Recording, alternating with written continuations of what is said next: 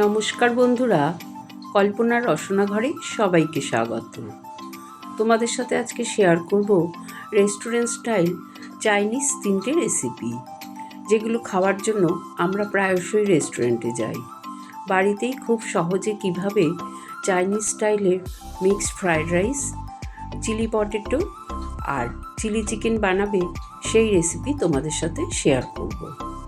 1/2 kilo boneless chicken নিয়েছি, ছোট ছোট টুকরো করে কেটে ধুয়ে পরিষ্কার করে নিয়েছি। চিকেনটা ম্যারিনেট করার জন্য 1 চামচ আদা বাটা, 1 চামচ রসুন বাটা, 1/2 চামচ কাশ্মীরি লাল লঙ্কার গুঁড়ো, 1/2 চামচ গোলমরিচ গুঁড়ো, 2 চামচ ময়দা আর 2 চামচ কর্নফ্লাওয়ার দিয়ে দিলাম, 2 চামচ সয়া সস, স্বাদ অনুযায়ী নুন, একটা ডিম ফাটিয়ে দিয়ে দিলাম আর 1 চামচ ভিনিগার দিলাম। এই সবগুলো উপকরণ চিকেনের গায়ে খুব ভালো করে মাখিয়ে নেব। তারপরে চিকেনটাকে ঘন্টাখানেক ম্যারিনেট করে রেখে দেব।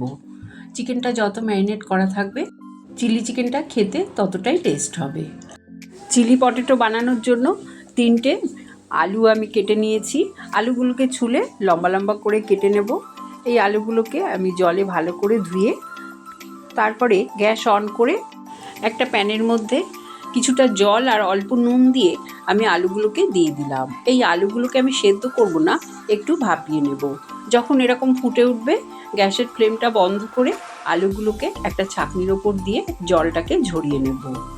আলুর জলটা ঝরে গেলে আমি একটা পাত্রের মধ্যে ঢেলে এর মধ্যে আমি স্বাদ অনুযায়ী নুন দিয়ে দিলাম আর দিয়ে দেব 2 চামচ মতন কর্নফ্লাওয়ার আর কাশ্মীরি লাল লঙ্কার গুঁড়ো দিয়ে দিলাম 1/2 চামচ।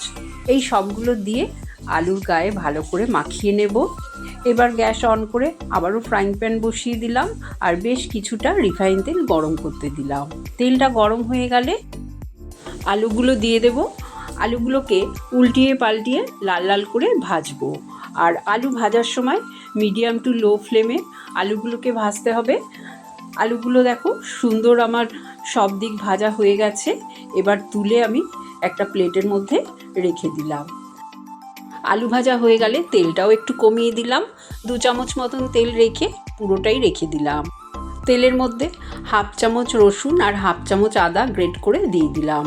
আদা রসুনটা হালকা একটু ভেজে নেব যতক্ষণ না কাঁচা গন্ধটা চলে যায়। তারপরে দিয়ে দিলাম একটা বড় সাইজের কুচানো পেঁয়াজ, 2টো কাঁচা লঙ্কা কুচানো। এগুলোকে কিন্তু আমি হাই ফ্লেমেই ভাজবো।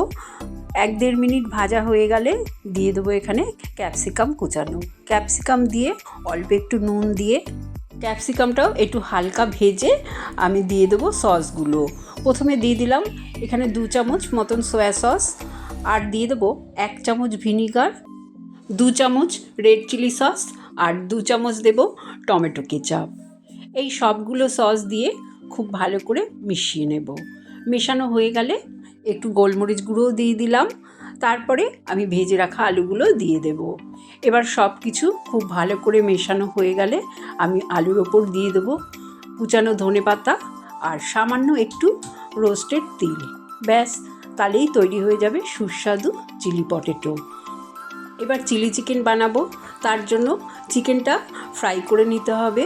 আমি গ্যাস অন করে কড়াইতে বেশ কিছুটা রিফাইন তেল গরম করতে দিলাম। তেলটা গরম হয়ে গেলে চিকেনের পিসগুলো দিয়ে দেব। চিকেনগুলোকে মিডিয়াম টু লো ফ্লেমে লাল লাল করে ভেজে নেব। চিকেনগুলো আমার ভাজা হয়ে গেছে, তুলে নিলাম। এইভাবে সবগুলো চিকেন আমি ভেজে নেব। তারপরে আমি চিলি চিকেনটা বানাবো, তার জন্য তেলটা কমিয়ে নিলাম। 4 চামচ মতন রিফাইন তেল দিয়ে দিলাম। 1 চামচ দিয়ে দিলাম গ্রেট করা রসুন, 1/2 চামচ আদা, 2টো চেরা কাঁচা লঙ্কা আর 1 মুঠো স্প্রিং অনিয়ন দিয়ে দিলাম। এগুলোকে হাই ফ্লেমে একটু ভেজে আমি কুচানো পেঁয়াজ ক্যাপসিকামও দিয়ে দিলাম। 1-1.5 মিনিট এগুলোকেও হাই ফ্লেমে একটু ভেজে নেব।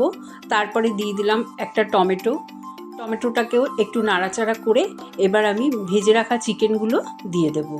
চিকেনগুলো দিয়ে খুব ভালো করে নাড়াচাড়া করে এই ভেজিটেবলসগুলোর সাথে মিশিয়ে দেব।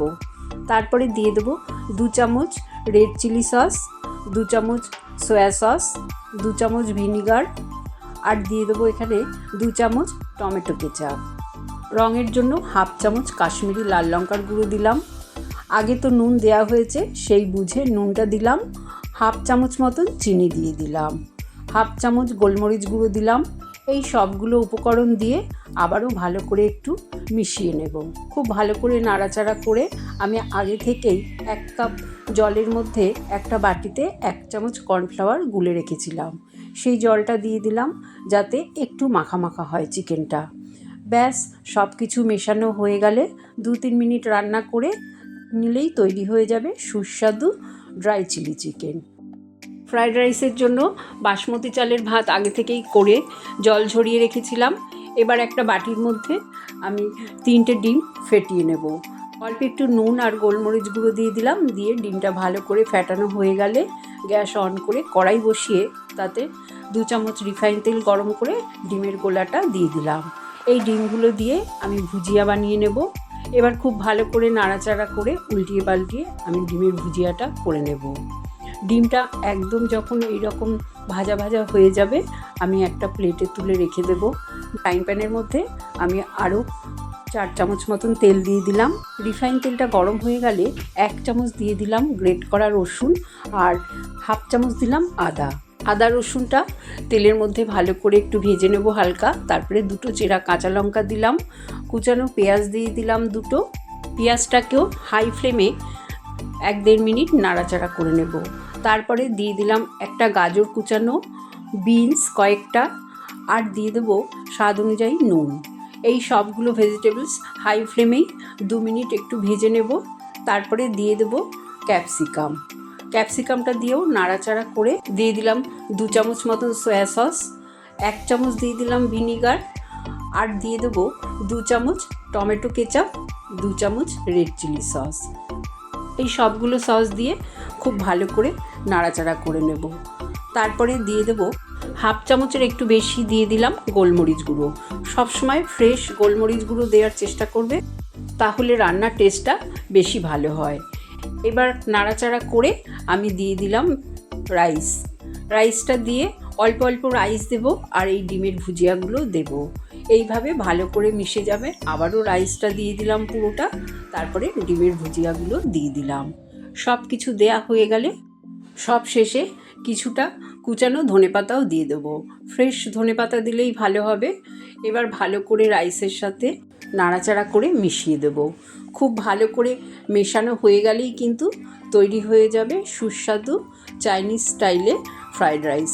দেখলে তো কত সহজেই 3টে রেসিপি তৈরি হয়ে গেল। এবার তোমাদের আমি প্লেটটা সাজিয়ে দেখিয়ে দিচ্ছি। আর রাইসটা কতটা ঝরঝরে হয়েছে তোমরা দেখে নিশ্চয়ই বুঝতে পারছো। রাইস দেয়া হয়ে গেলে দিয়ে দিলাম চিলি পটেটো দিয়ে তারপরে দিয়ে দিলাম আমি ড্রাই চিলি চিকেন। ব্যাস, এর সঙ্গে তো আর কিছুই লাগে না। যদি তোমরা চাও একটু স্যালাডও নিতে পারো। তৈরি হয়ে গেল সুস্বাদু 3টে রেসিপিগুলো যদি ভালো লাগে কমেন্ট করে জানিও। চ্যানেলটাকে লাইক শেয়ার করো, আর যদি নতুন বন্ধু হয়ে থাকো সাবস্ক্রাইব করো। সুস্থ থেকো, ভালো থেকো, ধন্যবাদ।